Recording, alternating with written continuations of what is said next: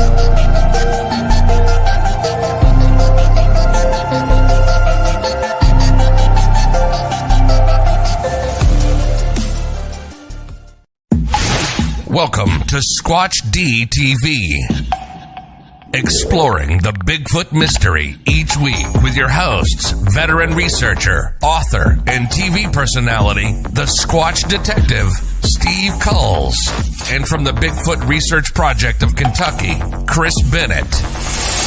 Sit back and buckle up as we bring you guests from around North America discussing the Bigfoot phenomena, but not without a few laughs too.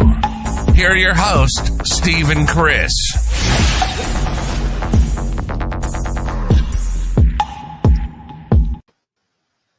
And good evening, cyberspace. Welcome to Squatch-D TV for today's date, October 30th, 2022. I'm your host, your guide, the Squatch Detective, Steve Kulls. Well, we'll change the format today. I am not your host tonight. I am going to be, I'm still recuperating. But we have, of course, my co-host, Mr. Chris Bennett down there. Hey, Steve. And man, just below him is our guest co-host, Joe Snyder from the Western New York Bigfoot Investigation Group. And I want to say hi to everybody. I'm doing wonderful. Hopefully I'll be back next week and doing well. And I'm going to get off here and let you guys do the show. So. All right. Get to feeling better, Steve. Yeah, me too. Yeah.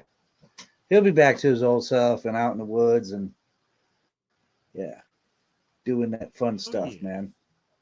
So how you been, Chris? Pretty good. Joe, you been hanging in there, bud? Absolutely, man. Absolutely. I was really honored that Steve got a hold of me and asked me to do this. And I was like, absolutely, man. He was like, you can promote your show. And I said, well, I don't know about that, but have to have you. Yeah. Hey, why don't we do a traditional thing and we're going to hit the roll call. How about that? Yes, sir. And we'll say hello to Mr. Brian McMahon. Brian, good to see you, bud. Yeah. We got Angel Nolan. Angel. Patrick Cassidy, welcome. Uncle Bones Pat, 2. There he is. Hey. Uncle Bones. Frank Smith, hello, sir. Glad to see you. And Jay Fritz. What's up, you old dog? Jay. Good friend of mine.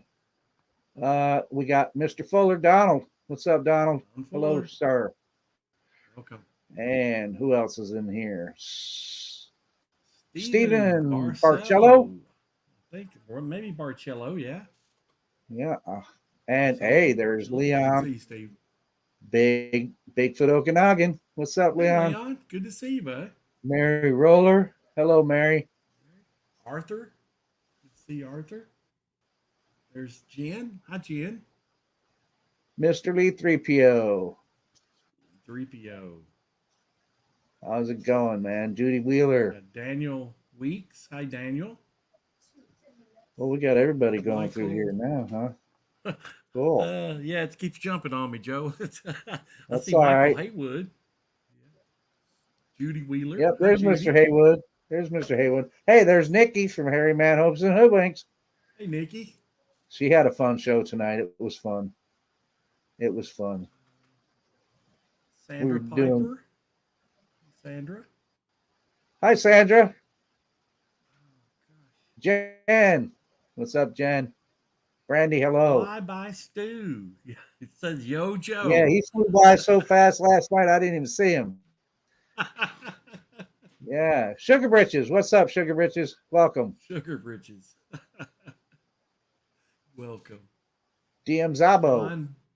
John Bush. Hey, John. Grasshopper. Hey, Grasshopper. Grasshopper. Well, cool. God, I am hope so we glad. hadn't missed anybody. There's Sharon. Hi, Sharon. There's Brandy. I think we got everybody so far. I think that's everybody. DM Zabo. Yeah. Welcome. Wow. DMZ Man, so, ABO. Okay. Yeah. So hey, man, this guest host thing, it's pretty cool, man. Oh yeah. It's pretty cool. I think. Well, I'm tickled to death to have you here, Joe. Really am, because I don't know what I'd do without Steve if I didn't have you here. Because I can't do this. Sure you could, man. You got the personality for it. But everybody, I think we got everybody in chat. If we didn't, if we miss you, it's not because we don't love you. It's just because it's kind of jumping around a little bit. But, yeah. But we want to say hello to everybody. Good to see you. And we're tickled to death to have you with us tonight. And smart people too, man. Yeah. They're smart people. And I like smart people. I love smart people. Dude, our listeners and everybody in the chat, they make this show. I mean, they make the show. They come up with so many questions. It's like, dude, everybody over here thinks out of the box. They're like, they'll pop up, well, what about this? Or something like that. I'm like, oh my God, yeah, that's a good question. Yeah. Yeah, absolutely. And, was it the topic you wanted to talk about tonight, Joe? Well, I mean, I've been, among a group, we've been out there with some shows and trying to show people about critical thinking and, and etc. We've been doing those shows, and some of them we've called out outright BS, right? So I got to thinking, there was a few comments, some people are like, well, what's worse? Why all the negativity, and I mean, of course, I don't view it as that. I view it as trying to put out good information, but I thought I'd do something positive. There's a lot of positivity about Bigfoot too, man. So, I thought about, what has Bigfoot done for me lately? Mm-hmm. And I can tell you right now, Bigfoot has done a lot for me. Now, it hasn't made me rich, hasn't made me famous, hasn't even made me well liked, but it has given me a lot of good friends. Yeah. Half the people I know probably now, I would not know them if it wasn't for Sasquatch. I wouldn't know them. I wouldn't know them. I wouldn't know people like Steve. And, in a short time, within 2 years, I think, I feel like, me and Steve become pretty good friends. I'm part of the team with him, and he's a good investigator. I mean, great guy, and he's got really good taste too. I mean, he knows, who to call, when he needs somebody to, guest host.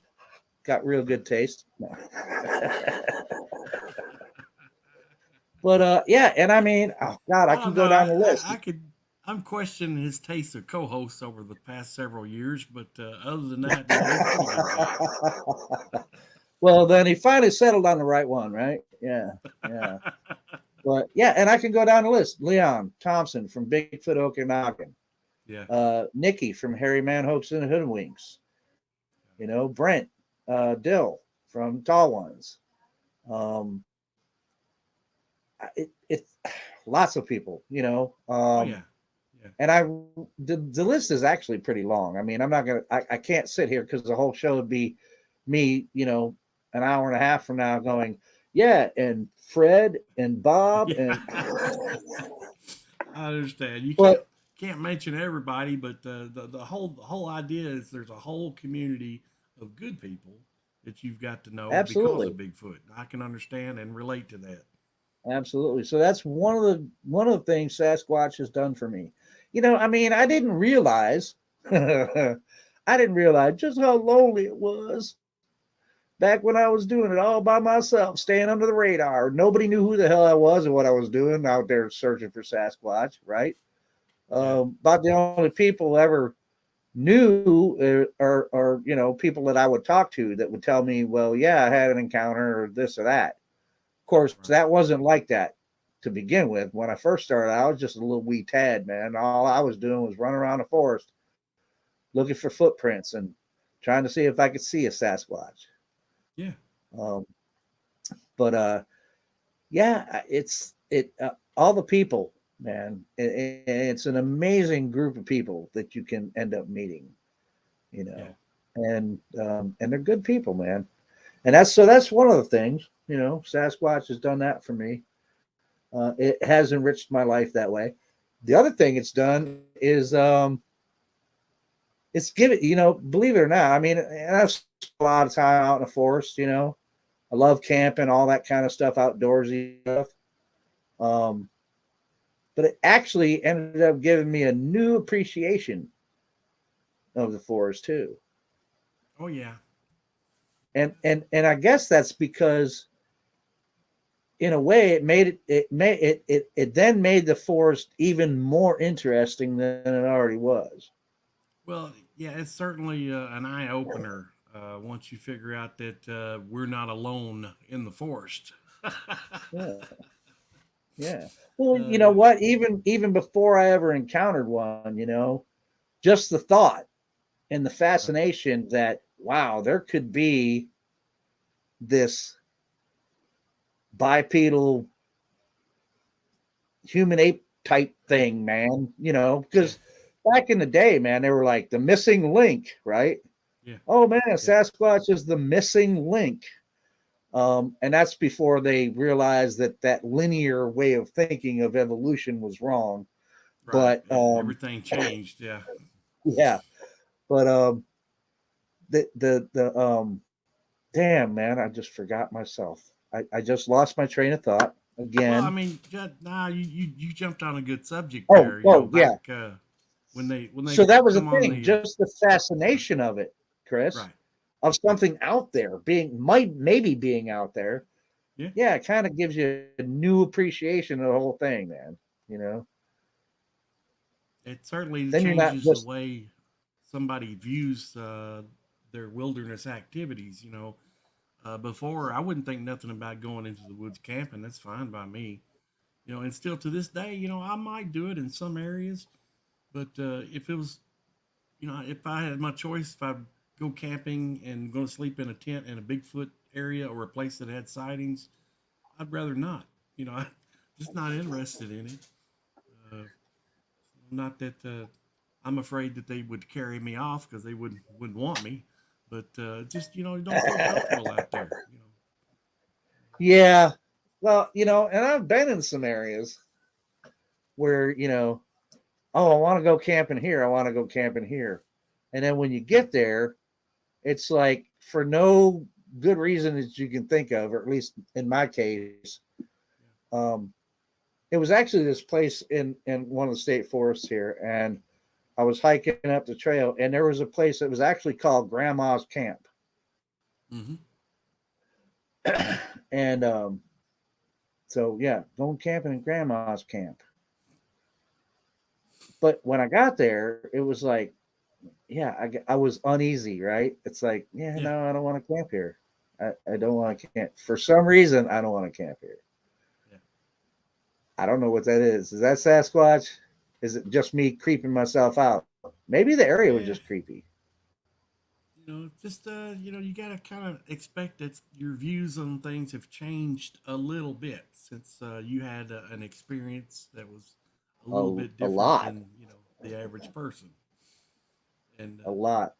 And that's the other thing. Yeah, ignorance is bliss. You know, it really is. Oh, absolutely. Sometimes it is. Sometimes it is. But you know what? And what you just pointed out, I mean, in that way too, you know, that's what Sasquatch has done for me. Because since I have had an encounter with, well, that's the only thing I can call it. Somebody goes, "Are you sure it was a Sasquatch?" And I'm like, well, what else would I have called it, man? I mean, it didn't wear any clothes. It was, you know, like 7.5, maybe 8 foot tall. And it was covered in long black hair. And, you know, I mean, what else are you going to call that, man? I mean, that's the thing, you know, that's all you can say, Joe, is after you describe it to them, you just say, "Are you?" And if they say, "Are you sure it was a Sasquatch?" You can just say, "Well, what else have you got?" You know, I'm all ears. What have you I'm got out of options, man. I'm out of options. Right after you go, "Nope, it wasn't a black bear." I mean, well, I'm out of options then, man, because you know. But it's given me a new appreciation of what actually is in life, right? You know. So that's another thing that Sasquatch has done for me. You know, it gave me new stuff to think about too. Like, I mean, it gave me new things and ideas, right? Like I do podcasts now. Come on, man. Back when I started this, would I ever thought, man, someday I'm going to be on the internet on a podcast talking about Bigfoot and having a show and this and that? No, hell no. Hell no. But it's fun, right? So Sasquatch has brought me a lot of fun, you know? Yeah. So, you know, there are a lot of positives. Hey, Mike, what's up? Tactical Bigfoot Research. Yeah. Oh, he said hello, Chris. He didn't say hello to me, though. Arkale Salisbury Lockbeard. Okay. Hey, Lockbeard. Yeah. People still coming Mike, in. Welcome. Good to see you guys and girls. Yeah. I just wanted to say to Mike, it's actually, Mike, it's hello, Chris and Joe. Right? Okay. Well, he was probably saying hello to Chris and probably Emma and Chris in the chat room there. I don't know. I was saying hello to Mike anyway. There he goes. Hello, Joe. But yeah, you know, Joe, I'm right with you, man. I mean, Bigfoot has not made me any money. On the contrary, you know, it has lost me money. It's cost me money. Yeah. Yeah. I've invested in stuff that I normally wouldn't have invested in because of this this research, you know, and that's one thing. I haven't made any money off of this, but I've lost quite a bit. But the friends, you know, I mean, it's not like, you know, I've got 5 billion friends, but I have made a group of friends that are interested in the same thing that I am, and that is, you know, seeking answers, you know, to what the heck is this thing? And that means a lot, you know, and some of the guys like you has had an experience that can relate to some, you know, to some of the other people that's like had the same similar experience. Yeah. Yeah. And well, you know, I mean, that's why I you know, I still find encounters intriguing, you know. Yeah. I mean, some people I know, I've seen comments like, you know, it's like, well, I don't want to just listen to encounter stories, and I get it. If you want to, you know, if you want to be an investigator or researcher, you're going to be doing more than just listening to encounters. But I like to listen to them because, you know, there are credible encounters out there, man. And I'm not saying that everybody's, you know, there can be people that make up stories or just outright just lie to you, but there's a lot of people out there, I believe anyway, you know, that are credible and have had credible sightings. And I like listening to those encounters. And seeing what kind of, because that's how you form a correlation between, you know, what are people seeing, you know, and then right, you know, you put those common threads together, right? right. So and to me, I think it's more important of if you listen to somebody's encounter and listen to the details closely, and you know, grab on and really latch on to what relates. Like if you've had your own sighting or encounter or whatever, and something happened to you, something physical, or you saw something, and then this other person who has no idea what you saw or heard starts relating to you the same exact thing. right. You know, that really means a lot to me, and that means, well, hey, maybe these two traits could be related to these creatures because this guy heard something and I heard something, you know, the same exact thing.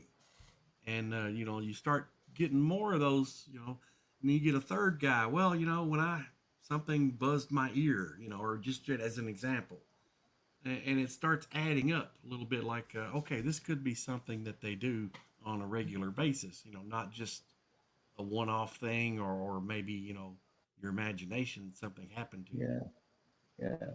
Well, I find it interesting again too is when I'm listening to these, and I've heard a couple of them in the past, in just the recent past. People that don't know me and I don't know them, and they're recounting a encounter they had, and their description of what they saw, and I'm talking these are close up encounters like I had, you know, they're like mere feet away, right? And they end up describing something that comes incredibly close to the description that I give of Rasta. Right. Now, sometimes the hair's different color, but it's usually the same length as what I saw. There was one encounter, and I'm like, I think it's credible. I find it credible. Guy was telling about when he was 18, he had some friends with him, and they were near this creek. And long story short, I can't tell the thing like he did, but this thing was standing across the creek from them, and the way he described it was almost the same dimensions as Rasta, the same kind of hair description as Rasta, except for the hair on the one that he saw where he was at was if I'm correct, he said kind of a like a orangish kind of color. Mm-hmm. But other than that, the way he described it and the face. Now he didn't describe the face that well. That's right. He said that he couldn't see the face very well because the hair was hanging in front of the face as well, which I found extremely interesting because that's what Rasta. I mean, his hair was hanging in front of his face too. Difference was I could actually see his face though. But apparently this one he saw had so much that he couldn't really see the face. But so I found that real interesting, you know. I'm like, wow, this guy's from, and I forget what state he's from, or was in, and I've heard a couple like that. They describe almost the same thing as what I saw. And you know, so when people, I mean, how do you explain that? People that don't know each other, well, they must have seen something, you know, and what they saw was very similar, you know. Yeah. Well, in most cases, you know, people describe a similar creature, you know, whatever it is that they're seeing, and it's, you know, in each case, it's definitely man-like. meaning it's standing up, walking around on two legs, and it has shoulders. Yeah. And they definitely hairy. So we got something walking around on two legs with shoulders, not a bear on its hind legs, because you could see the snout if it was a bear. Yeah. And that's why another thing. I think dog man is a lot of times a misidentification. If somebody see a bear on two legs, I think. But now that's just a personal opinion too. Could be. I've not seen a dog man. And and some of the people that are really earnest, like, I mean, everybody knows how vocal I am about the fact that I lack, and I love saying this because it is actually what it is I lack a belief in dog man. And there's lots of reasons why. First, being that there's no precedence for it in evolution whatsoever. There's no biological need for a canine to develop. But anyway, for people that are earnest, the biology for a canine on two legs doesn't work because there's nothing to support. It's got that backwards joint at the bottom, and that would not support weight for any particular amount of time standing on two legs.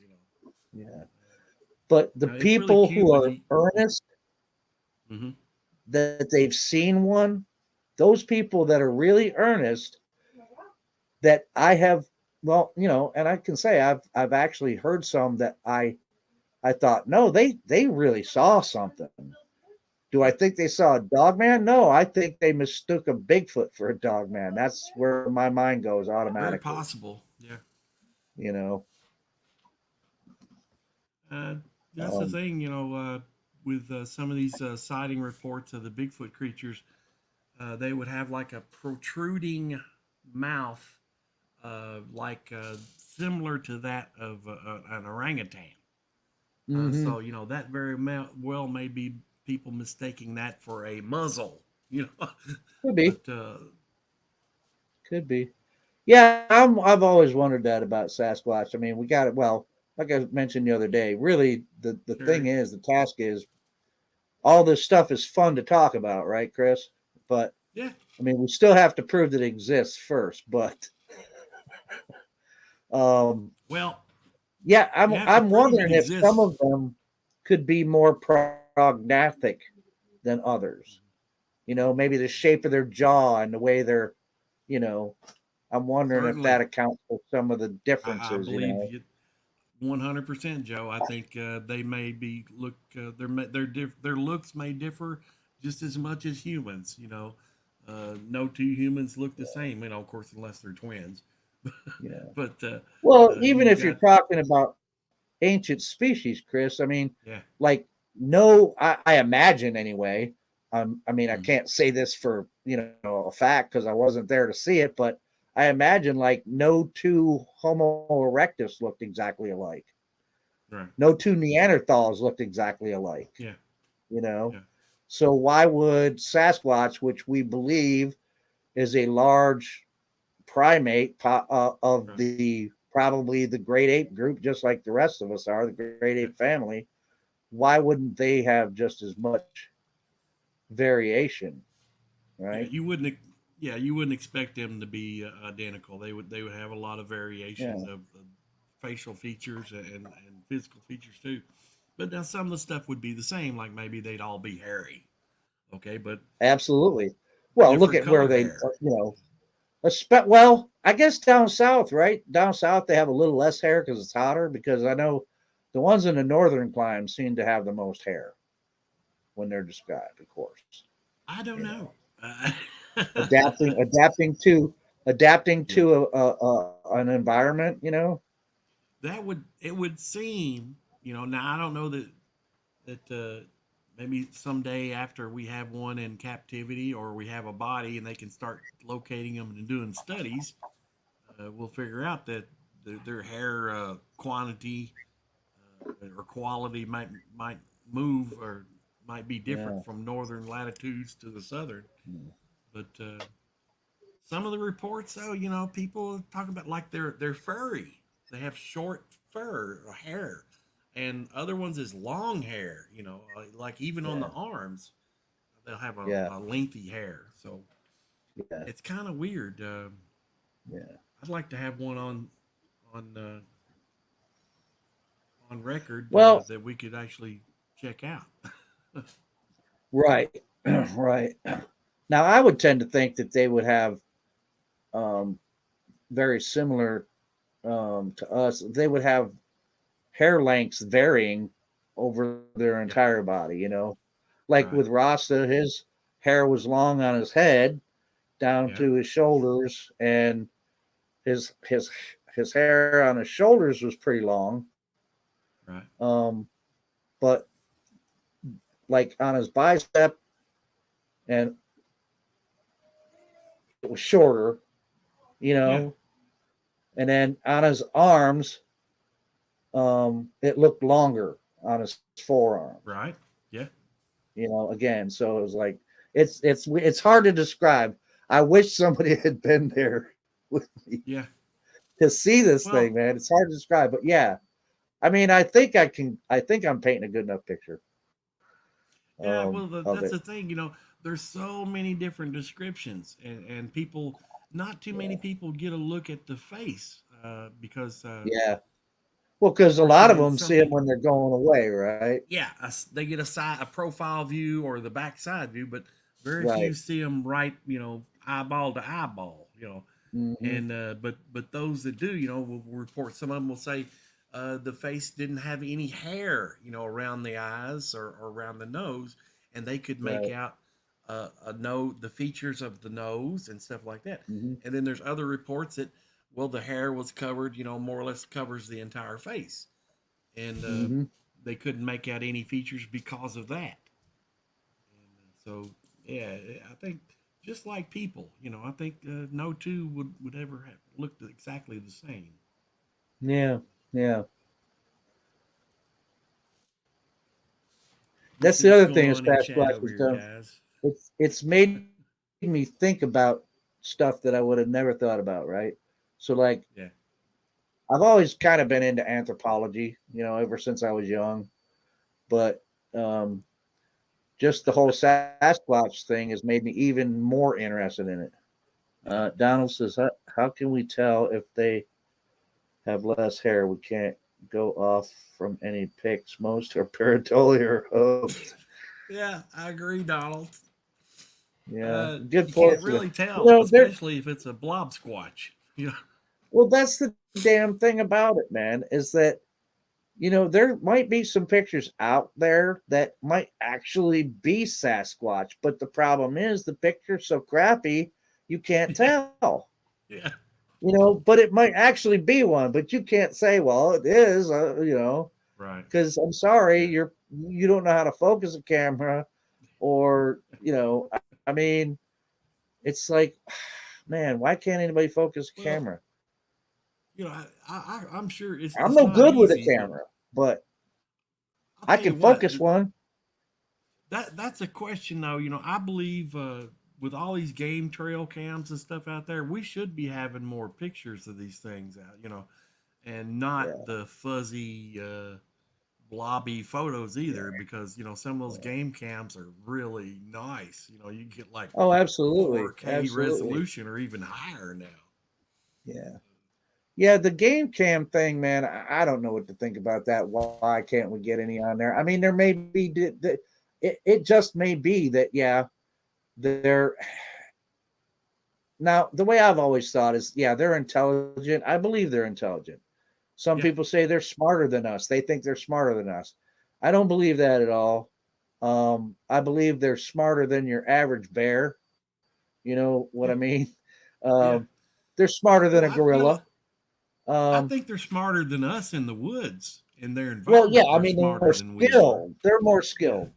But I mean, with the game, but their intelligence level is enough that I really truly like.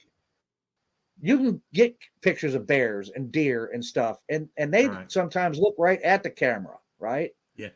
But that's because they're not that smart. Right? I mean, they're not as smart as us or other higher evolved animals. Bigfoot is smart enough, I think, to recognize, even if he doesn't know what the hell the camera does, it knows it's something foreign. And hell, I don't know. Maybe it even saw you put it on the fucking tree. Oop. Yeah. Well, that's the thing. I think, you know, I think we can both agree that whatever Bigfoot is, it's a primate of some type. Yes, what I think it is. Right. And primates, not only do they have intelligence, but they have the ability to reason. Oh, absolutely. Yeah. And by reasoning, you know, I mean, you know, thinking and solving problems. And these rascals somehow they're beating the game cams. And it's not because they are. They certainly are. The skeptics will say, "Oh, there's not any photos on game cams because Bigfoot doesn't exist." Well, that's not the answer, because I guarantee you they exist, but they're beating the camera somehow. So either the guys that are placing these in the woods are just have incredibly bad luck, or they're not putting them further enough back in the woods to get any activity, or the creatures are figuring them out, saying, "Hey, that's a game camera. Don't go near it." Somehow, you know, it's beyond me. Yeah, well, like I said, I don't know if they know that it's a camera and will take their picture, but they know it's something foreign, and they know that you're putting it out there to point at them, and so they avoid it, right? I mean, I don't know. That may not be the actual answer. It sounds good to me. Well, you know, they got to know, they got to figure out that that's not natural. That didn't come from nature. And if it didn't come from nature, it's got to be related to those old hairless, two-legged things walking around. Yeah. It's weird. But, you know, on the opposite side, man, the people that are actually out there with video cameras and stuff, and they're actually seeing them, you know, even if it's from a distance or whatever, somebody should have caught them on one of those cameras by now. And maybe some people have. I believe some people have, you know, possibly. Not anything I believe clear. I believe some people have got footage of them, but it was probably at such a distance you couldn't tell, you know? Right. It's, you know, exactly. But, you know, somebody's should come up with a good video, man. And it's probably not going to be me. Like I said, because my money is on Matt from Central Florida Bigfoot, man. That guy's camera guy. He's a photojournalist, man. If anybody's got a chance of getting some really good shit, if he ever comes across one, I guarantee you he'll get some good shots of it. Oh, yeah. It ain't going to be blurry. It ain't going to be blobby. You know, you're going to look at it and go, holy shit, that's a Sasquatch. Yeah. You know, he's one that introduced me to gimbals, and I was like, wow. Yeah. He's walking along with this camera, and, you know, he's just doing the bumpity bump, but that camera's just steady, rock solid. I'm like, oh man, I gotta have that. You know? Yeah. And see, that's another thing that Sasquatch has done for me. It's introduced me to different people with different skill sets that can come in real handy, and I can learn from them, you know? Yeah. So that's another positive thing that it's done. It's made me want to get better at certain stuff, right? Because when I was investigated by myself, I didn't worry about it, right? And I didn't have anybody to bounce off anything, or anybody, to bounce off of, and nobody, you know, there to kind of, you know, help me figure out how to do like a proper investigation of something, you know, or even the first time I ever tried to cast footprints, how to mix the stuff and what consistency it should be. Right. So I didn't have, you know, any of that. But now, you know, I got all these people with different skill sets, man. You know, and if I need to draw on them, well, then I got this pool of people that I can draw on their skills for something. So that's another positive about it. It's kind of handy knowing people. It is. Yeah. If you come it's up like, with, I guess, go ahead. I was just saying, it's kind of handy knowing people. If you like come up with a DNA sample or something other, you know, you make a phone call. Hey, dude, I got a DNA sample here. Who do I who do I give that to or whatever? Where can I get it tested? You know, and they're like, oh yeah, you should call this number here, blah blah blah, or call these people. They're really looking for that. Okay. Yeah, yeah, yeah. If I need some information, I can call Steve and go, Steve, you know anything about this?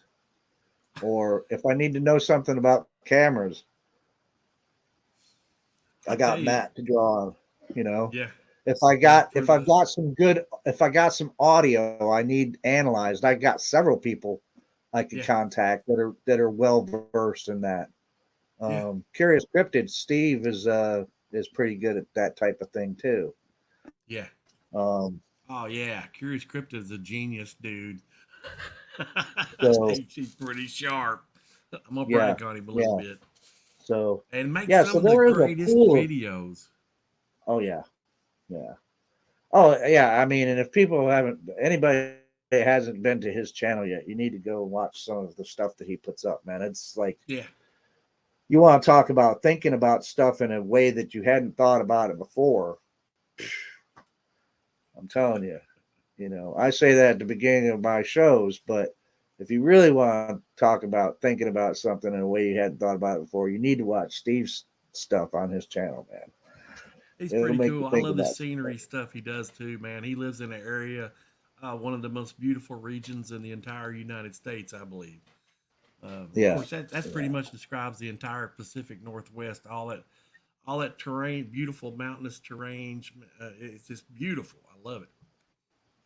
And like any dirt road or any logging road you drive down, there's going to be a nice creek or stream at the end of it, and just there you are, man. You're in the middle of nature.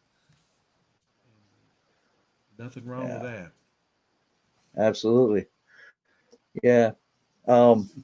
There's such a, you know, once you know, get to know these people, and you start gathering people around you that want to go about things in a similar fashion, you know. And I'm speaking of the people who want to try to conduct as scientific of an investigation as possible, you know. And there's all kinds of, you know, the skills that different people bring to the table is awesome. You know, that's it. You know, and I think that's what it amounts to: like-minded people working together to solve the mystery. And like Steve came up with the campaign to stop the WNYBIG. And you know, I really stop the WNYBIG. That hits the nail on the head. If we're going to learn about this subject, we need to be comparing notes that are from real possibilities, not well, Bigfoot stepped out of the UFO and hopped on his unicorn and rode to see the Loch Ness monster in outer space. You know, that happened. No. Yeah.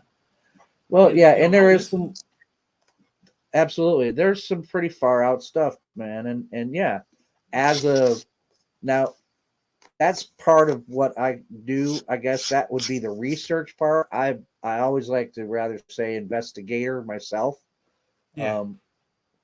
Because that's what I like to be doing. I like to be out in the woods investigating, basically. Right. But research, I do. That's part of the research part is I watch just about everything. Right. You know, and I make my, you know, judgments accordingly. You know, you know, so look, when it basically comes down to it, Chris, if you can, what I rely on in order for me to believe something is true or real, evidence. Yeah. Show me evidence. Show me evidence of Bigfoot getting out of a flying saucer. Right. And I will go, crap. Bigfoot got out of a flying saucer. Holy shit. You know? Yeah. Just that's it. Just give me evidence. I mean, and that's for both sides. I mean, if you're going to say, well, a Bigfoot is, you know, coming around my house all the time, right, and he's taking, you know, these vegetables out. Well, okay, maybe let's check it out. Let's see if we can get some footage Put a camera of this up. Yeah. Bigfoot that comes and borrows garlic from you or whatever, Yeah. If you can show me the evidence, that's what it all comes down to with me is evidence. Right. I have no evidence. So, I mean, if I come across it, I'm going to offer it up and say, well, here's some evidence, right? Yeah. Yeah. Well, unfortunately, Joe, you have eyewitness testimony, which not going to mean anything to anybody but you. Doesn't mean anything when it comes to the scientific community, Yeah. And that's just the way you got to look at it. And Yeah. it doesn't matter what other people may think. It's what you know. Right. Yeah. I mean, look, for example, I don't know, at the expo, Steve had me get up and talk about my encounter, which I was really nervous because talking in front of actual people makes me nervous. Oh yeah. But and so like talk about the scientific, Dr. Meldrum heard my encounter. Yeah. Now, whether he believes I did or not, I don't know. We never asked. He never said, well, I don't believe that or anything like that. And that's okay because you know why? When it comes down to it, again, I don't have the evidence that I actually saw that thing. You got my word that I've seen it, right? Lots of people, you got their word. And, for anybody else, like, you could tell me, and Joe, I ran across a Sasquatch the other day. And because I'm pretty sure that you wouldn't just bullshit me for no reason, even if you didn't have a picture of that Bigfoot, I'd be like, wow, cool, man. And I would believe you, right? Well, there's nothing. I was in the same situation. Anybody could tell me I saw a Sasquatch.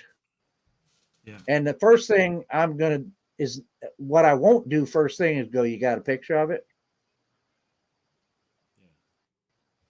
Well, the thing is, there's nothing to be gained by telling stories about Bigfoot, but you're going to find that a lot of people do. Wow. And absolutely. When, like because I'm in this area and we do have some sightings, it's not like on a daily occurrence. And I don't have, tens of thousands of people knocking on my door every day to tell me about their sighting. But when I do meet the occasional person and say, hey, you're Chris Bennett, right? I said, yeah. They said, you still do that Bigfoot show with Steve Kulls? Yeah. Well, man, I'll tell you what, I had a sighting over here at so-and-so, and let me tell you about it. Okay, lay it on me. I want to hear it. Absolutely. And I will sit and listen to every word. And I'll even take note. Where was it at? I'll put where on the map was it at? And I'll mark all this stuff down because later on I might want to go looking around that area.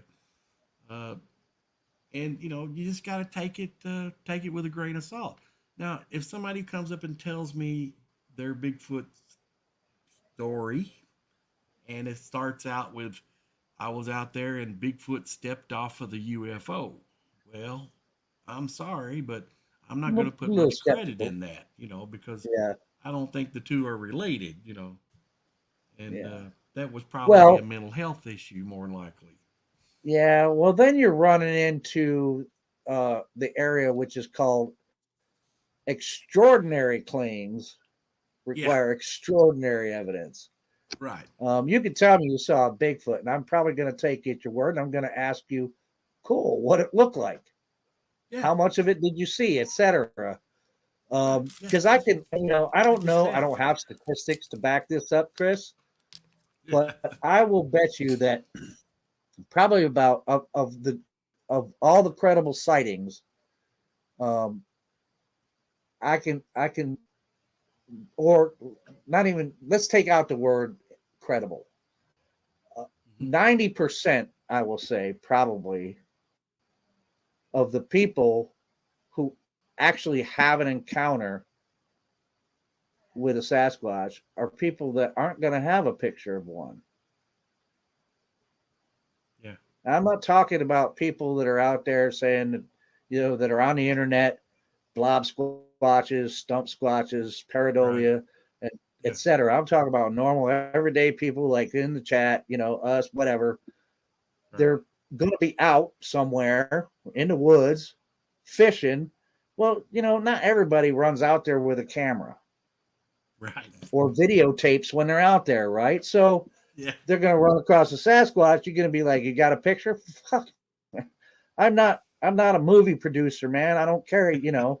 I mean, they're not carrying video cameras, you know, out there. Right. And I know people can say, well, everybody's got a phone with a video camera. But they do. Most people aren't going to think of that. Well, right? Yeah, if it's in how your fast pocket, are you? You know, how fast are you on the draw? There's Bigfoot. Can you get your phone out of your pocket before it's gone? No. Right. Right. You can't. Get it out. Hit the right button to get the camera. So yeah, I think that a lot of people, man, I mean, a good 90% is, you know, they're not gonna have a picture of the Bigfoot they saw. Right. You know, now there's some of us, there's some of us that I won't go out in the woods now without a video camera running. Yeah. Every time I go out, man, I got a video camera running. Yeah. Every time. I don't care if all I'm seeing are freaking chipmunks and squirrels. The video camera's running just in case. Yeah. You know. You know, in that case, you know, it's a good idea to always have something. But see, because you had your previous sighting, now you know to be prepared when you're in the wilderness, in the woods, anywhere, and be ready to go at a moment's notice. To have that camera ready. Boom, okay, gotcha. You know, gotcha. Okay. But the average person, I'm hoping that's what it turns out like. Yeah. Well, the average person who's out enjoying a hike in nature or in the national park or wherever, or going down a whole logging road, they have no idea, no thought about seeing Bigfoot whatsoever. And then all of a sudden they round a bend and then boom, there's a big hairy thing standing in front of them, or, you know, they're like, what the heck? You know, I mean, or crosses the trail in front of them or something. Yeah, 99.999 whatever percent of people, it's going to be they're just out there and they just have an accident. It's like, you know, they had no idea that there was even a Bigfoot in the world, and all of a sudden, pow, one pops up in front of them, and they're like in shock. And then you got the guys that are out there looking for it probably on a daily basis, who probably have a better chance of getting struck by lightning than they'll ever have of seeing a Bigfoot. Yeah, probably. I do think that they're rare. Like I said, I used to think a lot differently, but over the years, man, thinking about it, and then I'm like, I don't think the population is as big as a lot of people want it to be. I mean, I would love it. You know, I'd like to think, oh yeah, there's hundreds of them in New York, you know, or even thousands, but that's not a realistic number to be thinking of, man. I don't think there's hundreds or thousands in this state. And I'd be surprised if their population over the entire continent is more than probably about 20,000. You know, I don't know. I couldn't even begin to make a guess. Yeah. Yeah. No but anyway, whatsoever. But it's so rare. And I think that's why, man, it's really rare to come across one. You're either going to come across one most likely accidentally. We all know this, right? Yeah.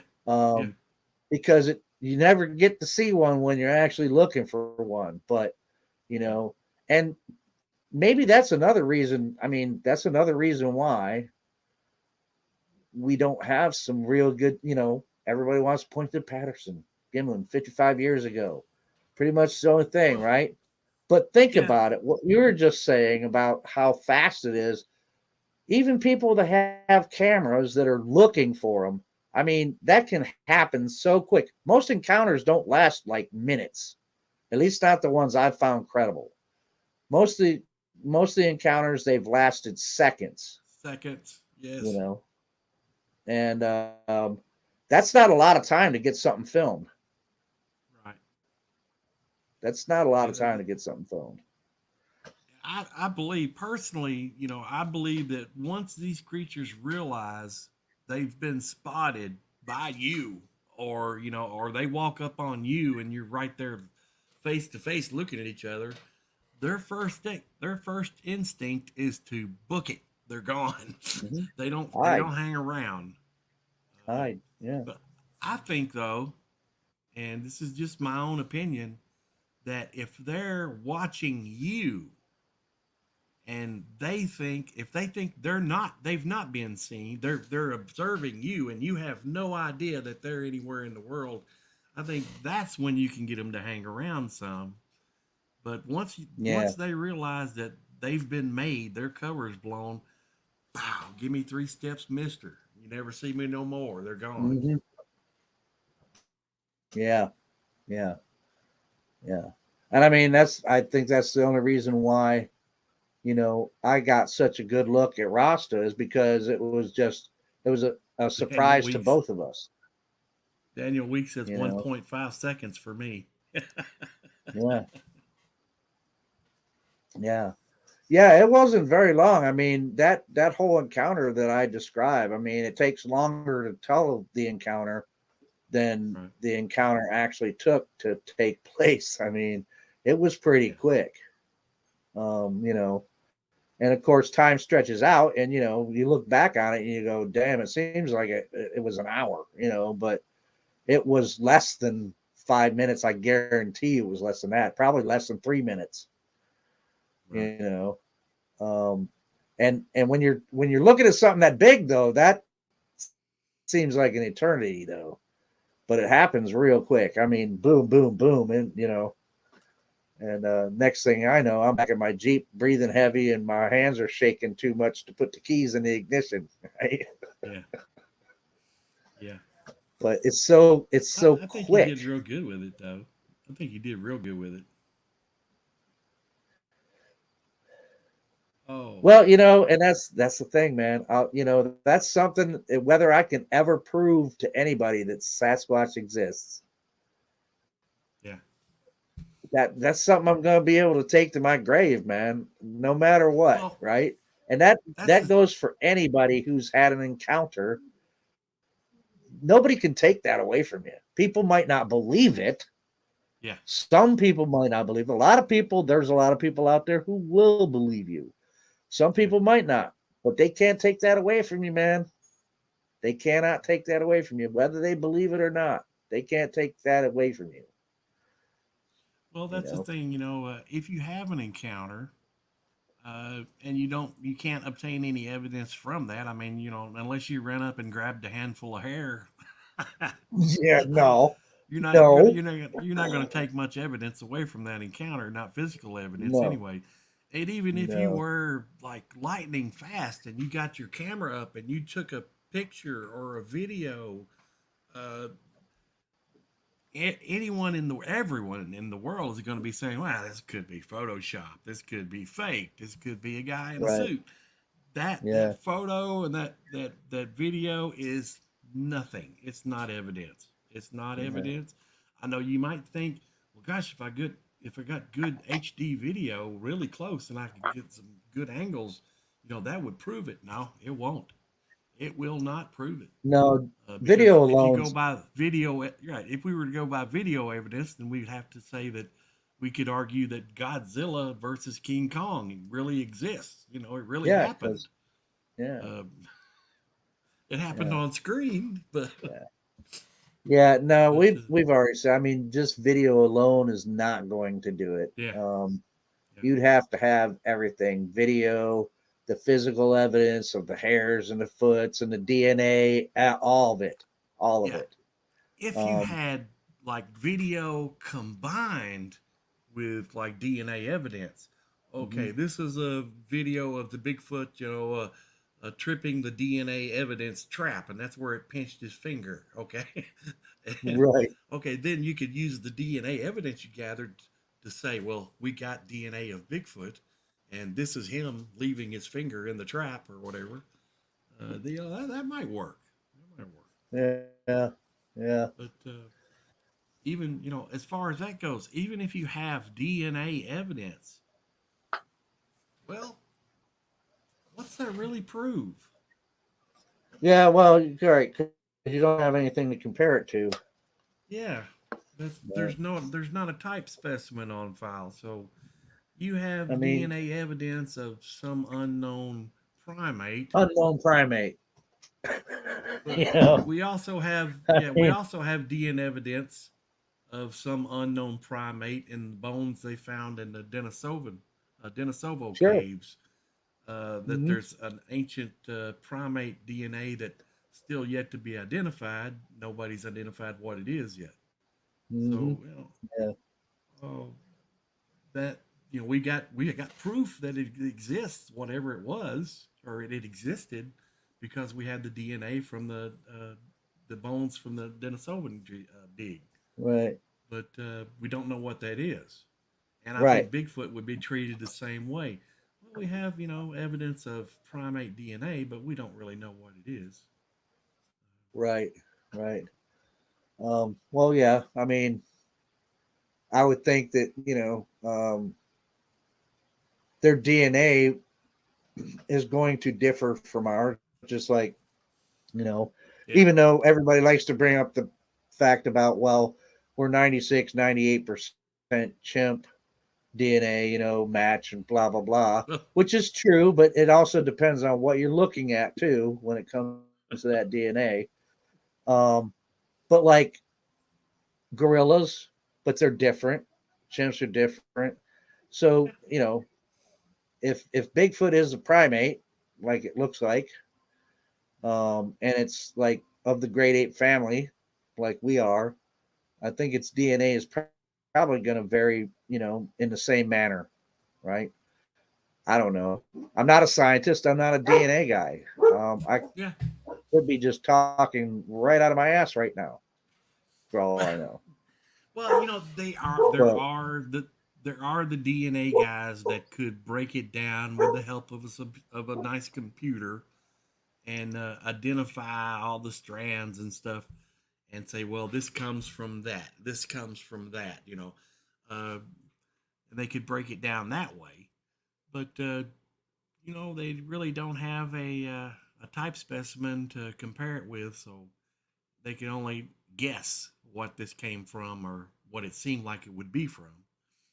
But that's the thing. For all this time, I have been on the no-kill reservation, and I've been saying, if you want to see Bigfoot, great. Look at them, take pictures of it, whatever, but don't kill one, man, because there's probably not that many of them. But I tell you what, here lately, I've been of the mind that I'm not sure the no kill is the way to go. I think maybe we need to have one on file. I believe that the first one needs to be brought in so we can have a specimen to prove that they are real and they do exist, and they need to be left alone if nothing else. Oh, you muted out, Joe. Microphone's muted, bud. That's because my dog was barking, so I muted it. So I have that issue with dogs sometimes. Yeah, I don't know. I'd hate to have to kill one just to prove they exist, because I figure eventually, man, and it may be a long time from now, even still. Eventually, I think one's going to get creamed by a semi. Eventually, yeah. And that's been my hope for years. Yeah, that maybe one of them would stray across the interstate sometime or another. But yeah, and I don't care how superhuman some people think the Bigfoot is, and nothing can affect them, and you can shoot them and they'll walk away, dude. If a Sasquatch gets hit by a freaking semi truck with a full trailer going 65 miles an hour down a freeway, that's a dead Sasquatch. I'm sorry. He hit head on, dude. He ain't getting up from that. You know, Well, he's not getting up no, from that, and I think eventually that's going to happen, probably. well, I have been hoping that one would turn up. They would find a body where one had died from natural causes, or maybe even unnatural. Maybe had a fall or something. You know, uh, Right. but still to this day, no bodies have shown up. No. None have been hit by cars. I mean, there's been the odd stories that, yeah, Hmm. even here in my hometown of Horse Cave, there's a story of one got hit by a car, Oh yeah. and yeah, Huh. and these strange characters came in and they took the body and dug a hole with a backhoe and buried it deep. And then later on, they came back and removed the body and stuff like that. You know, just Mm, more than likely, I don't believe that any of that crap. I think it's right. all just a story. Yeah. Bigfoot Yeah, that's Hill, kind of yeah, weird that here around in my area, I've never run across any claims of anybody hitting one with their car. yeah. That's kind of, yeah. Well, I Well, mean, generally, but I think the reason why eventually the reason I say that eventually it's going to happen, it may be a while, but eventually it's going to happen is because I mean we just keep taking up more and more and more and more space. You yeah, know, we keep limiting the space that they can be in. I mean, eventually there's going to be so many roads that they're not going to have any choice but to be crossing roads all the time. right, right. And eventually, man, I mean, yeah, I think one's going to get creamed by a semi, man. Well, Eventually, there's because of still that. lots of wide open areas in the United States, and there is lots of Yeah. wilderness that's not been developed yet. Hmm. And they've got to be uh, mostly in those areas, or else they would be found eventually. I would think But so. Yeah. they are still, sighted, in some oddball places sometimes. And Hmm. I wouldn't put much credibility in somebody seeing one in Central Park in New York City, but you know, but Yeah.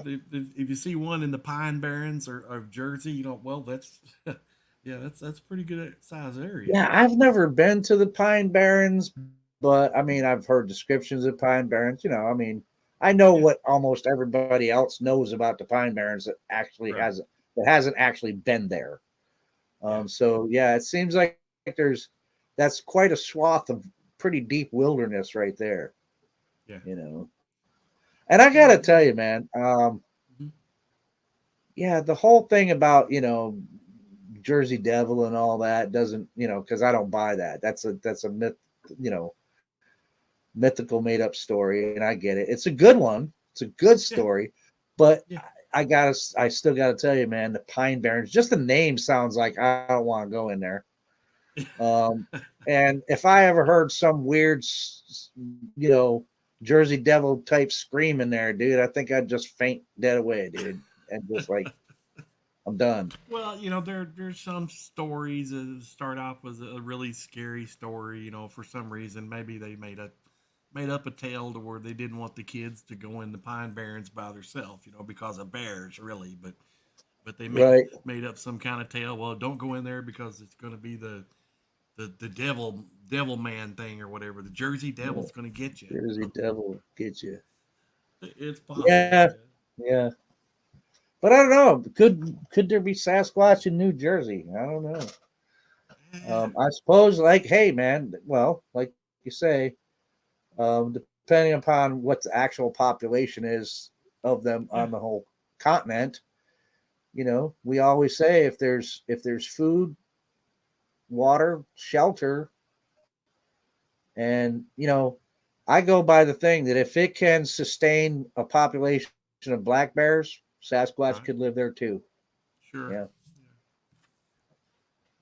You have to yeah, think that they would probably be smarter than black bears when it came to surviving, because they have the power of reasoning and to being able to think, whereas a black bear would mostly, I'm not saying black bears are stupid, but they rely on their instincts a lot to tell them what to do, Oh, absolutely.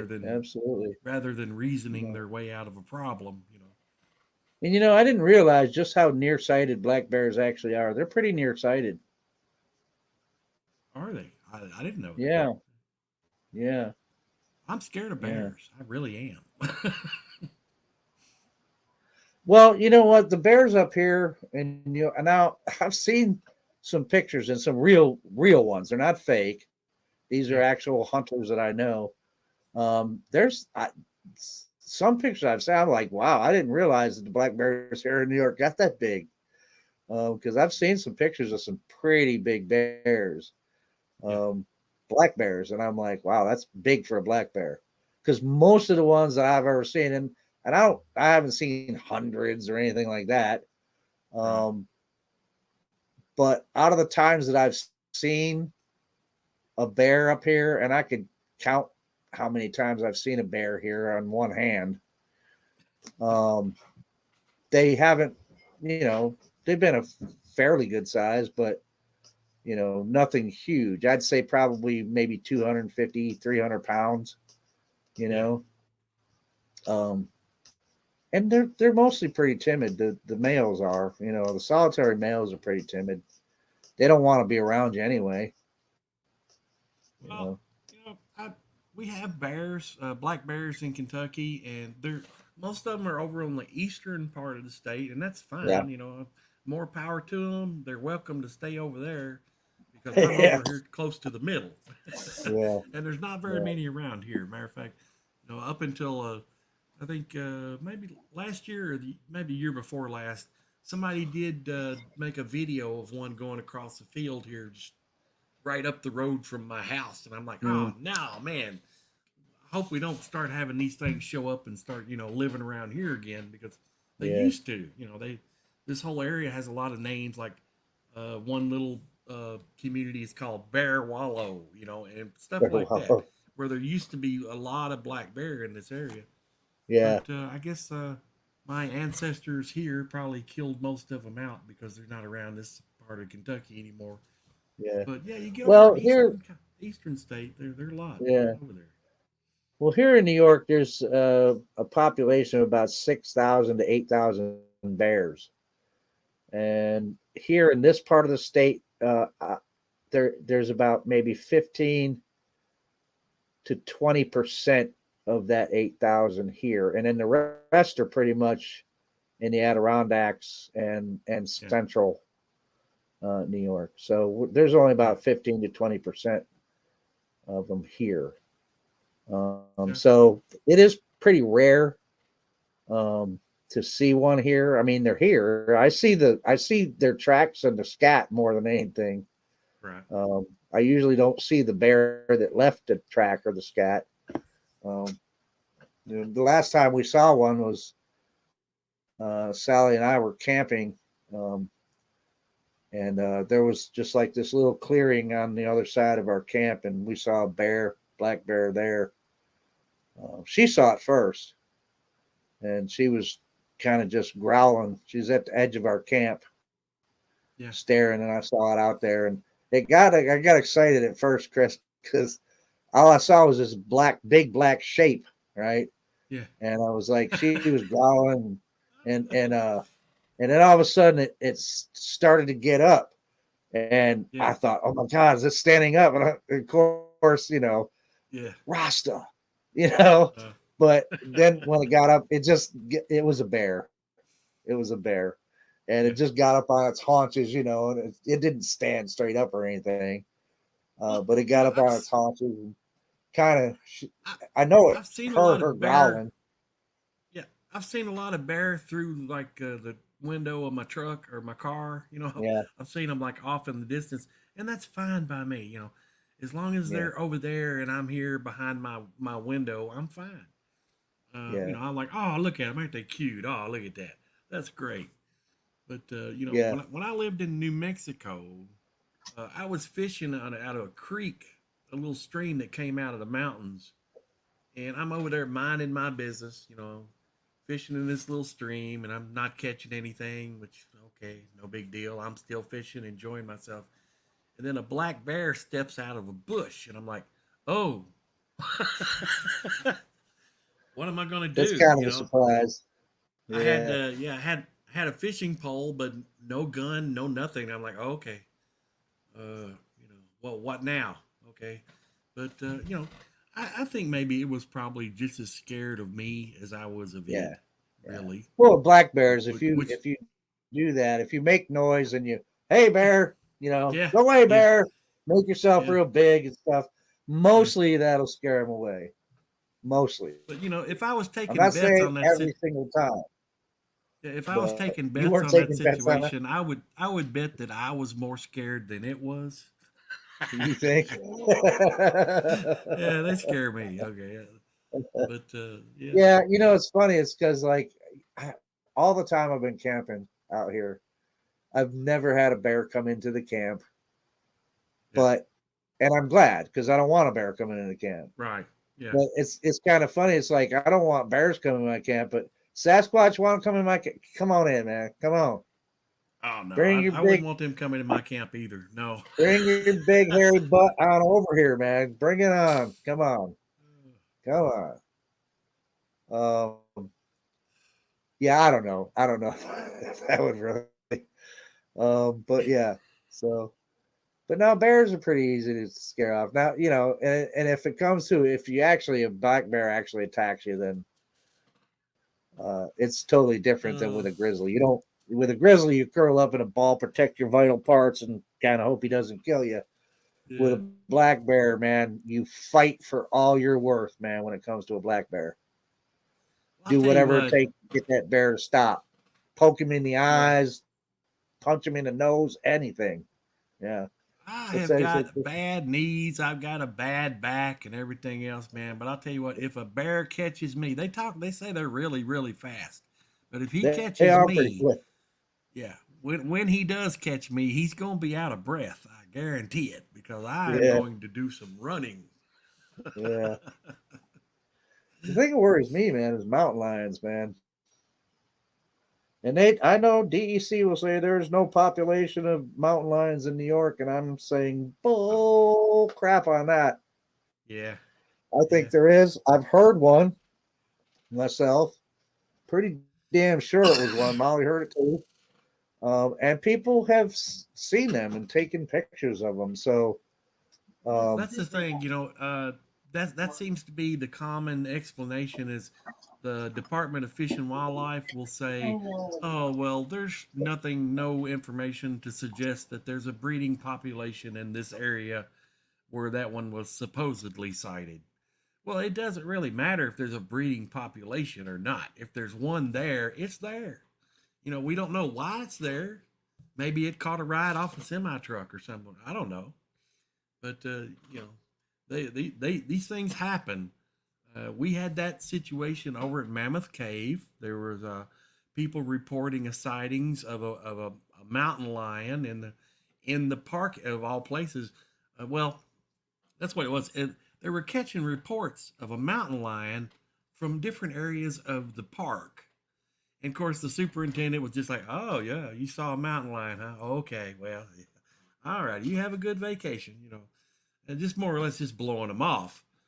And finally, he was either him or some of his employees in the main office over there where they took care of all the administration stuff. The mountain lion ran across the parking lot, jumped on top of a car and jumped over another car. And they're like, they're going to work in the morning. They're like, ooh, hey, that's a mountain lion. So they go inside and tell the guy, well, they did finally put out a notice in the Park City newspaper, local newspaper there, that said, well, we've been getting reports that there could possibly be some big cat activity in the cave area. So if you're in the area, here's what to do in case you're approached by a mountain lion. And it tells you all these little, keep an eye on small children, make yourself bigger, don't run away, Well, yeah, okay. Like, who's not going to be watching their children anyway? But Yeah. They finally, and it still wasn't an admission. Oh yeah, we've got them over here. It was just there have been reports. So if case you see one, keep this in mind. Yeah. Well, they're sneaky, man. They're sneaky. And I've seen some scary videos out there dealing with mountain lions. Oh God, yeah. I saw that one of the things, man, guys. If you don't eat that porterhouse, I'm never getting you a porterhouse again. Well, with those mountain lions, Joe, you go ahead, Joe. With those mountain lions, you don't know if they're doing their job. You don't even know they're there until they've got their teeth sunk into the back of your neck. Yeah, because those are surprise hunters. They like stalk around, and then when Joe's not doing anything but minding his own business, checking out nature, next thing he knows, he's got a mountain lion on his back with his fangs stuck in his neck. Yeah. Ugh. Yeah.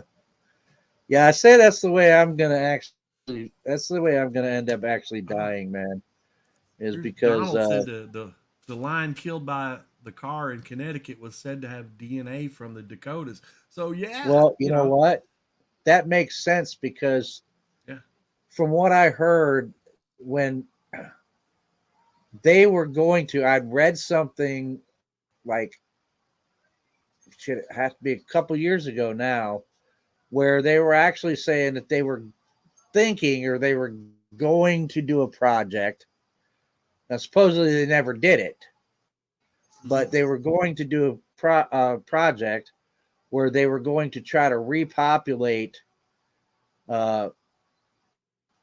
the eastern cougar by importing western cougars into the state. Yeah. Because the eastern cougar hasn't been in this state for I don't know how many years now. It's been a long time. So they were going to take the western cougar and introduce a breeding pair into here.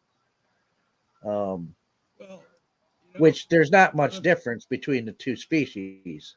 They're almost virtually identical, but right. But that's the thing. They don't ask the general public about this first before doing this, and that's a mistake, I think, because I have yet to see the petition that's asking for cougars and mountain lions, whatever, to be imported so we could have a breeding population. I don't think anybody wants one of those in their area. Well, the reason why now is because, of course, here, New York State is, there's a lot of dairy farm, etc. You would have, and there's no way to guarantee, like, even if they release them up in the Adirondacks, which is what they would have done or probably did, since there are cougars here, you can't make them stay there, right? You can in a way, there is, I know there's forestry people that make, but if those cougars that you put up there and there's a population that gets, how are you going to stop them from leaving there and spreading out into the areas where the dairy farms are? You can't. That's right. And that's the reason, this state originally had cougars. It was part of the environment. But the problem is now, we have so much livestock now in this state. There's lots of woods and forests and stuff like that too. But there's a lot of farms.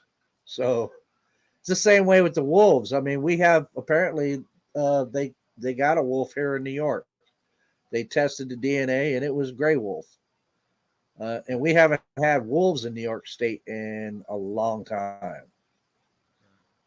So, but I don't know if that means gray wolves are coming back. Where that one came from, I don't know. But a local guy lives up Mumfordville, Kentucky. He shot a wolf. It's been several years back now, maybe 4 or 5 years back, or maybe even longer than that now. But they were supposed to run a DNA test on that to find out where it came from, and yet nothing ever came out of it. They had done a story on the Courier Journal in Louisville newspaper up there. And I contacted the reporter on it. Well, is there any updates on this story? did they find out whether this was a wolf that had been in captivity and somebody had released it, or did it come from Yellowstone Park, or where where did it come from? Right. And no further details were released on that. But they made it a point to mention, oh well, the teeth had tartar buildup, which would be similar to a condition that it might have if it's been kept in captivity. That's interesting. Well, where did DNA come from? Right. Right. And that kind of does segue into back into the Bigfoot thing, because look, if you get misinformation about these regular animals, right? Like, no, there's no cougar here, and there are. What's to say that I'm not a conspiracy guy. I don't, that's not where my brain automatically goes. Right. But what if they're like, they know that there's Sasquatch here in New York, but oh no, Sasquatch doesn't exist. It's like, yeah, but that they're out there, man, and you're covering it up. Well, yeah, it makes you think that if they have, if you have reason to suspect that they're obviously covering up a known animal like a cougar or a wolf, right? Then you would suspect that it would be fairly reasonable that they would cover up a unknown animal like a Bigfoot or Sasquatch, So it doesn't really inspire much trust in our local authorities, does it? Yeah, I mean, it's not to get on the conspiracy theory, bandwagon or whatever. I don't have any aluminum foil to put over my head or anything. Right. But, I know they did this. They kind of covered it up at the Mammoth Cave National Park because they didn't want to affect the tourism. They didn't want people afraid to come to the park because there could be a mountain lion loose in the park. They wanted to keep those tourist dollars coming in, Mm-hmm. Yeah, kind of like he did in the movie Jaws. Yeah, exactly. He didn't want to shut down. He didn't want to shut down the beach, even though he knew there was a dangerous shark out there. That's a good comparison, Joe. Got to keep the dollars coming in, man. We're not shutting this beach down for no shark. Same way, we're not shutting these woods down for no Sasquatch.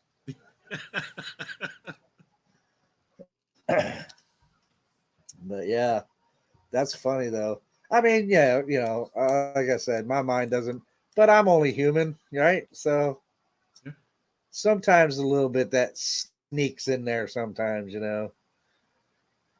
Well, the thing is, with those mountain lions, that's a known animal, and it's not like there have never been any in Kentucky. Sure, we had population of them at one point. It's not like they don't.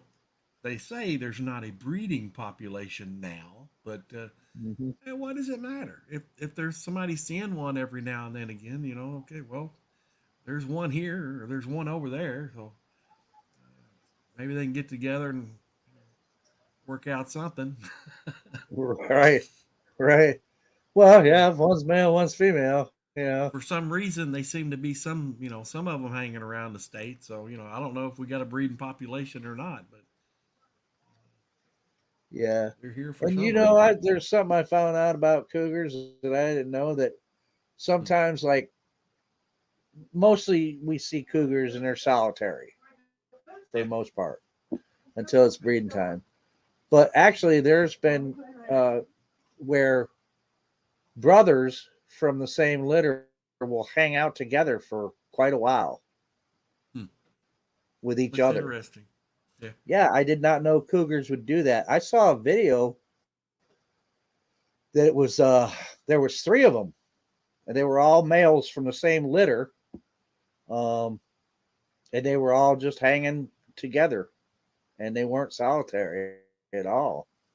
So I'm like, wow, that's something about cougars, that a behavior I did not know, because we've always seen, solitary cougar.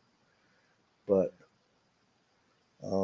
But yeah, that's how I'm going to die as a cougar. Cougar's going to get me because yeah, if it does go, you'll never know it.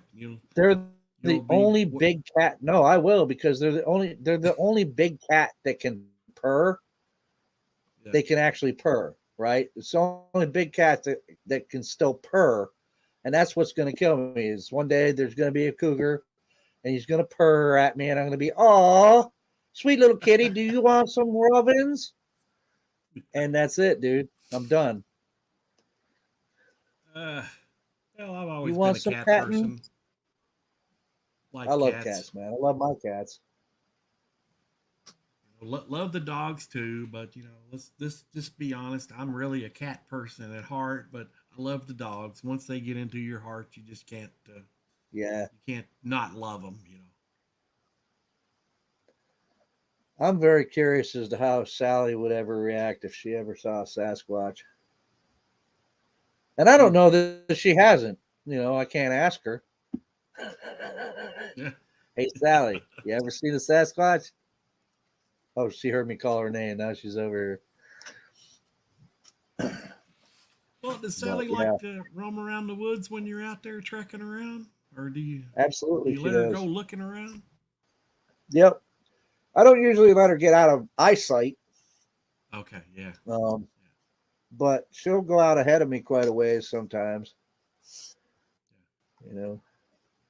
I know one time I was going up this trail and she was ahead of me, and she took a left off the trail into the trees, and she wasn't gone more than, I don't know, it was a couple of seconds, man. She come tearing back out of the trees, back down the trail towards me, and ran right on past. I don't know what the heck it was that she saw, but whatever it was, it scared her.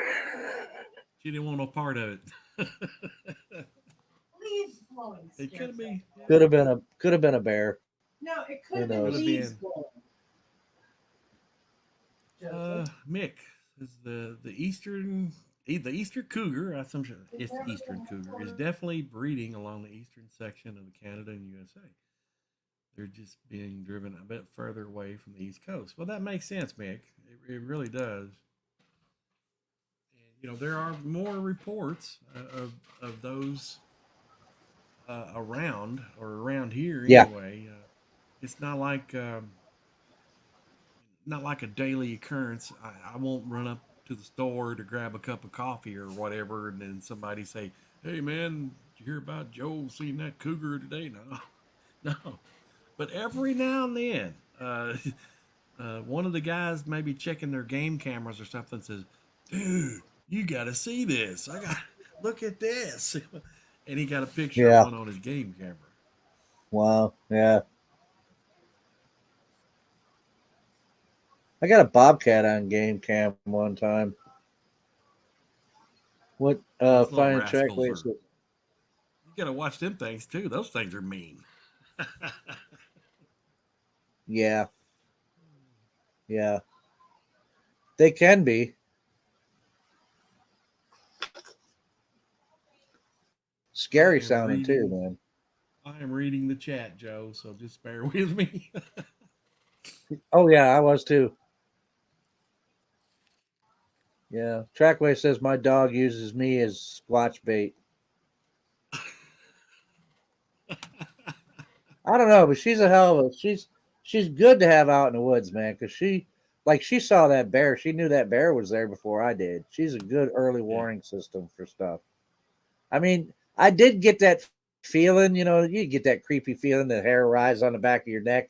Yeah. Like something's here that shouldn't be here, or something's close that might be dangerous, kind of thing. Yeah. But she's the one that saw it first before I ever knew it was there. Well, that's a good point too, Joe.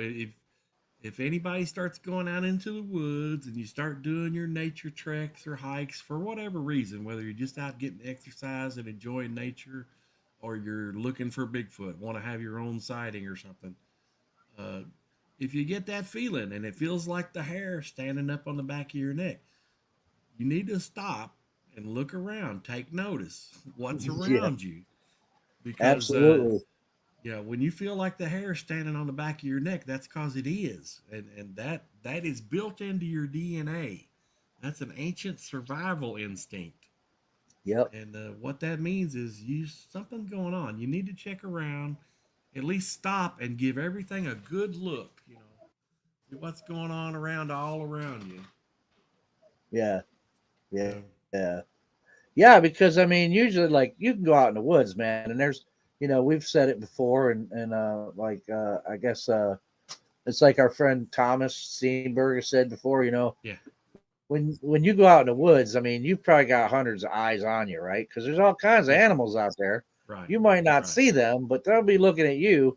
But you don't, like if you're getting looked at by a squirrel, you don't get that kind of a feeling, right? But if you get that kind of feeling, chances are it's a predator. Yeah. So it could be a bear, or it could be a cougar, or it could be a Sasquatch. Who knows? Well, but yeah, you wouldn't want to think that it's Freddy Krueger or something going to get you, but you ought to know right. that there's something going on and that's Right. your smack on the side of the head to say, hey, wake up, stop and look around you. What's around you? Where are you? What are you doing? Yeah. Because we do have that innate sense, because it could be, that's a good thing to point out. It could be a person. Very good. Yes. And a person that might not be up to no good. That's right. Right. Yeah. I'm going to turn my camera off just for a second, Joe, but I am still here. All right. But, I'm going to be turning my camera off. Oh, finding the trackway said that sounds so familiar. Okay. Yeah. Yeah. Mick said that he'd volunteer to be Squatch bait for anyone, but no self-respecting Sasquatch would be seen anywhere near him. Yeah, that's the way I feel sometimes. Well, that's the way I feel sometimes. Yeah, the thing is, once you start going out looking for them. I mean, even if you do the research, like you find the area that's had sightings, and then you kind of break that area down on a map. Where's the water? Where are the high spots? Where are the low spots and the terrain? And you start working that area. There's still not a guarantee that you're going to have a sighting. That's right. Or even find any evidence. Yeah. Well, right. Reason, and I don't know why, but I had in 2010 there was a hot area here, and it just dried up. I think I do have some theories about why it dried up. I'll share that with you off off the stream sometimes, Joe. But areas will just dry up all of a sudden, and it'll go from being a hotbed of activity to nothing's going on here. Nothing. Yeah. Yeah. Well, like I said, man, I mean, it's been over 2 years now, and out in the area where I had the encounter, I mean, I still go out there and kick because I enjoy camping out there. Yeah. But I haven't seen or heard anything out there for a while, man. Right. I mean, I haven't come across anything that I thought were tracks or looked like tracks. Yeah. Not that I used to come across them that often, but I mean, at least I have seen some out there that, and a good many of them I can't go, well, that's 100%, but it looked like it was probably because there was an actual trackway, even if it was just impressions. Right. But I'm not finding that stuff either anymore. Well, I'm a big believer in anniversaries. So every March the 6th, I wasn't able to do it this year, but every March the 6th, I go out to the specific area where I had an encounter years ago in 2010. And, it's not, never had a second one after that, on in that area. But still, if I'm able, I'll be out there next March the 6th. I missed this one, but I'll be out there next March the 6th anyway if I can, because just on the off chance that maybe that time of year, that week or that day, they're in that area for a period of time. Maybe you get a chance to have another look at one. Yeah. Well, yeah, and I mean that's a lot of it that I think some people don't do these things. It's you can't well, and it's funny because I was about to say you can't just go stumbling off into the woods and run across a Bigfoot. But I guess you can, because that's exactly what happened to me. But yeah. I guess sometimes you can actually. But mostly, I mean, yeah, if you really want to be able to track these things down or find one or whatever, then yeah, that's some of the stuff you really should be doing. Is you find the areas where there's been the most reports, and you look for all that stuff. I mean, there's actually a lot of research that goes into it. Oh yeah. And before you even go to the area to investigate, there's a lot of research that you should be putting into it if you want good results. But then again, sometimes you're not guaranteed those results either, as you mentioned. That's right. Yeah, it's all about trying to find the best areas to look that would narrow it down, for your time there. What would be the best spot to look? The most common area they would be around, and then maybe if you could hit the jackpot. You might pop in there one day and like, voila, there's one right there. Okay, but probably. More times than not, you're just going to go out and have a nice walk through nature, and that's okay too. There's nothing wrong with that.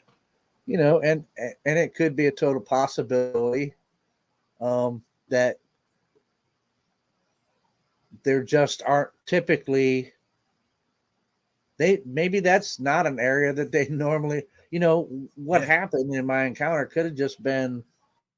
Just a weird random. He was just happened to be in that area. He was probably going somewhere else, but he happened to be in that area. He was hungry, stalking a deer. I mean, I could read a lot into it, but I mean, hey, Grasshopper makes a good point here, Joe. He says you'll notice Bigfoot sightings are all random. You won't find them; they find you. Well, absolutely. I mean, there's a lot of truth in that. That all the time, and I tend to agree with that. That most all the time, it's not when you're actually looking for them. If you run across one, it's either going to be that a situation where you're both surprised, or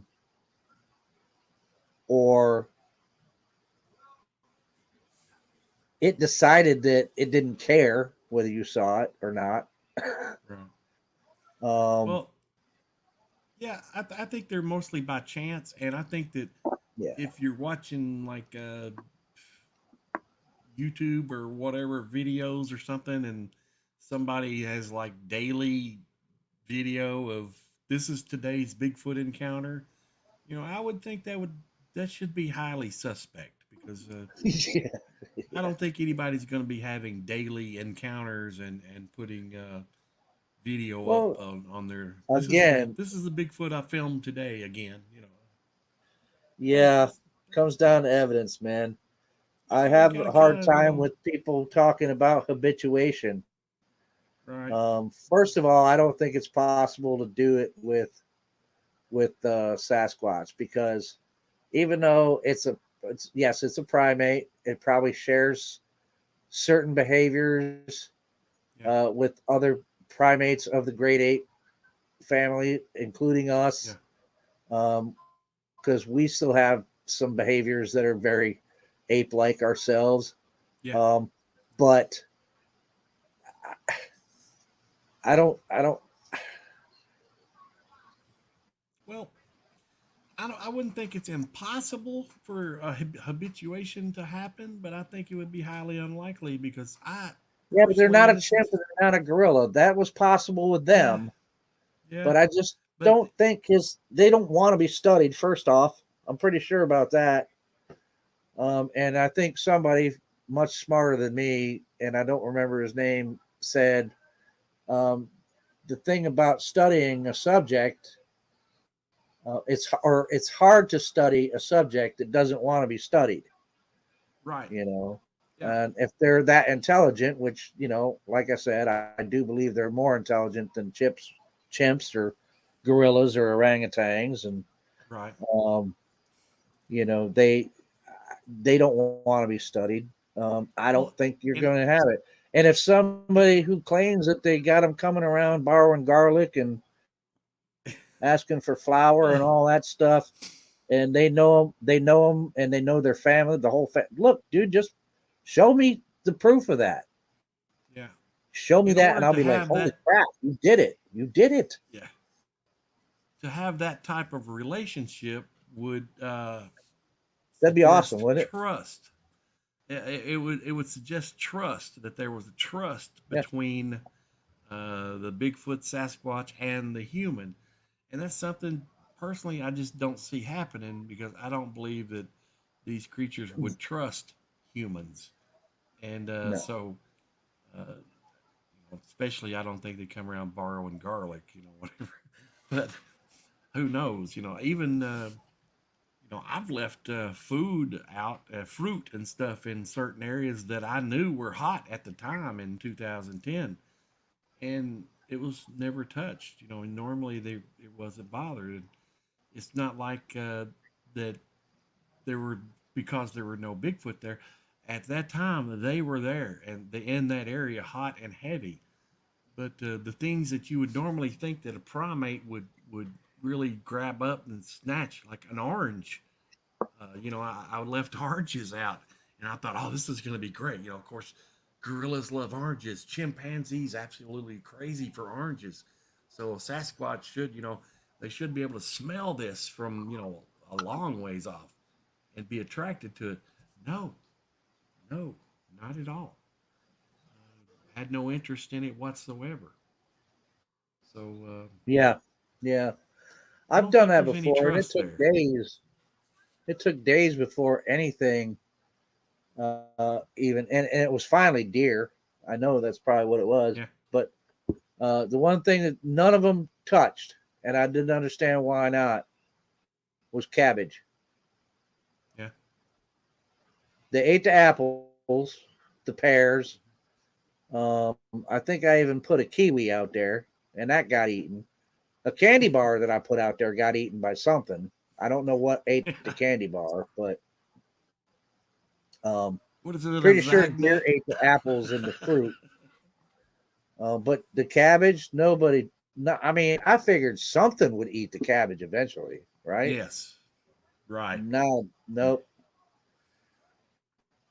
Whatever animals was out there in that forest, they was all cabbage haters apparently. If nothing else, you would think, you know, the odd deer would come along and say, "Oh my God, that's cabbage!" You know, oh wow. Yeah, I thought the deer would eat it. They ate everything else. Yeah.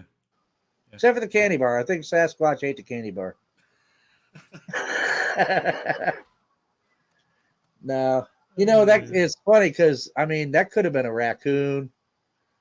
I don't know. Maybe deer would even eat it. I don't know, but well, you know, the candy bar was in a wrapper. They would have had to get it out of the wrapper, right? And I did find the wrapper all tore up, but and I'm wondering, like, would deer like tear into a thing and eat a candy bar? I mean, I could see a raccoon probably doing it. Yeah, you know. When I did the back in 2007 and 2008, I did the 24/7 recording project. You know, I had a remote camera, and it was recording this site, and I would bait that site all the time, and lots of raccoons. You know, lots of possums and other animals, but no Sasquatch. You know. Yeah, I had cameras trained on that spot for a while too. And the funny thing is that, like I said, eventually the fruit got eaten and everything, but there wasn't a single picture of what was eating that stuff on those cameras. I don't know how that was possible, because the camera was taking pictures, It was taking pictures of me, Right. But that fruit and the candy bar and all that got eaten by something, but I didn't get a picture of nothing eating it. No deer. Yeah. Nothing. But look at this. It's like, that's just weird. The producer would kindly remind the host of the 10-minute warning. 10-minute warning. We Yeah. have been doing this for an hour and 50 minutes, Joe. I cannot believe it. Yeah, well, time must flies, have been having man. some We're kind of having fun because time has flown by. Absolutely. Absolutely. But yeah, I mean, in recap, man, I mean, so yeah, I'm not all down on, that's not all I do is try to, expose the hoaxers, because that's not really what I do anyway. I mean, if I see it, I'll call it out. If I see bullshit, I'm going to call bullshit. Yes, I will. But that's, there's also just so much positive stuff that Sasquatch has done for me personally. It's what the producer would like to thank both of you. Boy, you can both bullshit. Absolutely. But yeah, I certainly want to thank our producer tonight. Yeah, I do, man. Steve, like I said, man, Steve's been a fast becoming a good associate and good friend, man. We had a blast at the expo, and afterwards, that was really fun, man. So I'm looking forward to getting out there again with him. Yeah. In the near future. I hope Steve made some video of the expo. I'd like to see some of that put up on the channel. I enjoy watching. I know that there is a video. Somebody was filming it, so you have to ask him. Judy Wheeler says, Joe, oh, that's weird though. That's weird. Probably Judy. Go, Mr. Kulls on the ball. Mrs. Kulls on the ball. Yeah, Sherry was up in here. Oh yeah.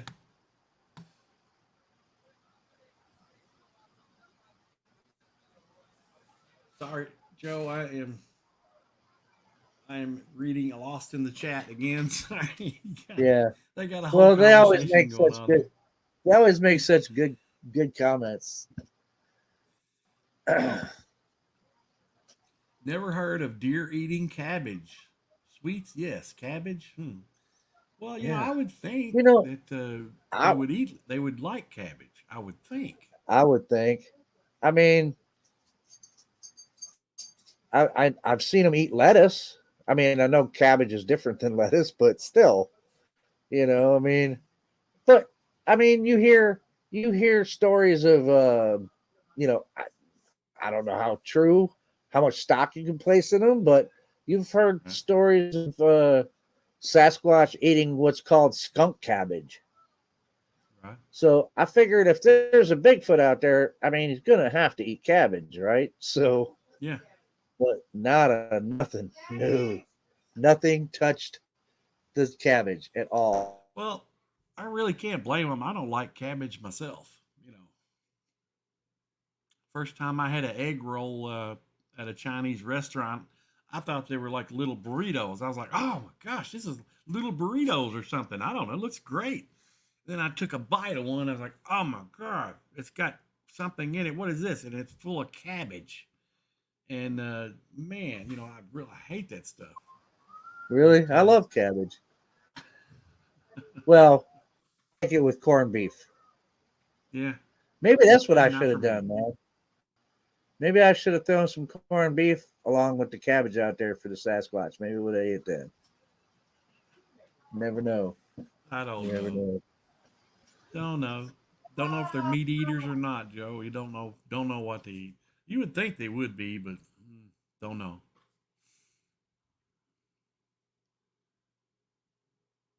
Everything goes nuts for crunchy peanut butter. Finding the track, why says I have heard that. Crunchy peanut butter. Yeah. Peanut butter, yeah. That's one of the baits that people has allegedly used for these things to try to draw them in. Well, everything likes peanut butter, man. Well, it makes a lot of sense because there's a strong, has a strong odor, and that would carry a little bit. And though primates are not known for having a strong sense of smell, right? Dude, I can smell a peanut butter sandwich from across the room. Yeah. So it does carry its own smell with it. So yeah. Oh, Judy. Okay. Now I know Judy meant when she said that was weird was the no video to show what ate the candy bar. I know it's weird. It's weird. I don't have an explanation for it other than, I don't know why the cameras would mess up, but because they were taking perfect pictures of me every time I went out there. I mean, there would be pictures of me on the game cameras. That's why I know they were working.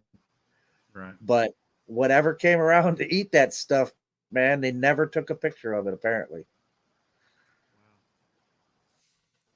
Well, so it is weird. It goes to show you the game cameras is not where it's at, and I don't have any idea why it's not working. It should work. Yeah. I don't really use them. They're getting better at being hidden too. Some of those companies are making them where they blend right into the bark of a tree, and unless you're, when you're walking, now they've started using game cameras at the Mammoth Cave National Park for the past few years. They placed them in strategic areas around the park for some reason. Okay, now these game cameras are off the normal trek that normal humans would go on a walking trail or something. These will be out in the woods where there's no trails. So, but those are really good, and they're the high dollar ones that blend in very well to the bark on the tree. Oh, 3-minute warning. Yep. Well, that's cool. Well, look. Thank you, chat. Appreciate you guys. Yeah. It's cool that you guys tune in to the guest host here. It's hard to fill Steve's shoes when it comes to this show, guys, but hopefully it was fun for me. Absolutely fun for me to do this. Oh man, it's been a blast, Joe. It's been our honor to have you on here, buddy. Glad to have you. Always enjoy talking with you. Yeah. And love listening to you too. And guys, hit that like button for Chris and Steve, man. You guys like the show. If you like it, then please hit the like button. Well, I guess I probably don't have to say subscribe because probably everybody in the chat is subscribed. So yeah, I'm sure they are. But if you're not subscribed, subscribe to the channel too. And if while you're at it and you're subscribing, if you're not subscribed to my channel, you should probably do that too. Yeah, everybody remember to check out Joe's channel over Western New York Bigfoot. Check him out. That's well, right. What days you do your show, Joe? Spiel it, dude. Spiel it. Mondays at 7 o'clock, Sasquatch Random Live, and then Fridays usually at 8 o'clock with Joe S. Wait a minute, what? And that's where we just cover all the crap in the life that makes me go, wait a minute, what? Yeah. Now comes the part where we throw our heads back and laugh. Ready? Ready!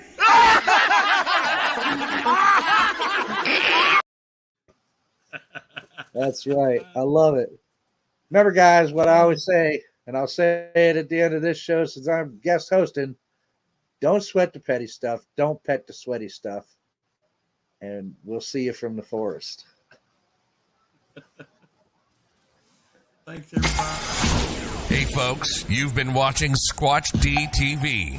Join us each week, Sunday night at 9 p.m. Eastern, for the latest on the Bigfoot mystery. As always, we thank you for being our loyal viewers and encourage all to subscribe to our YouTube page at youtube.com/Steve Kulls. As always, have a great week. Stay safe. God bless. And keep on squatching.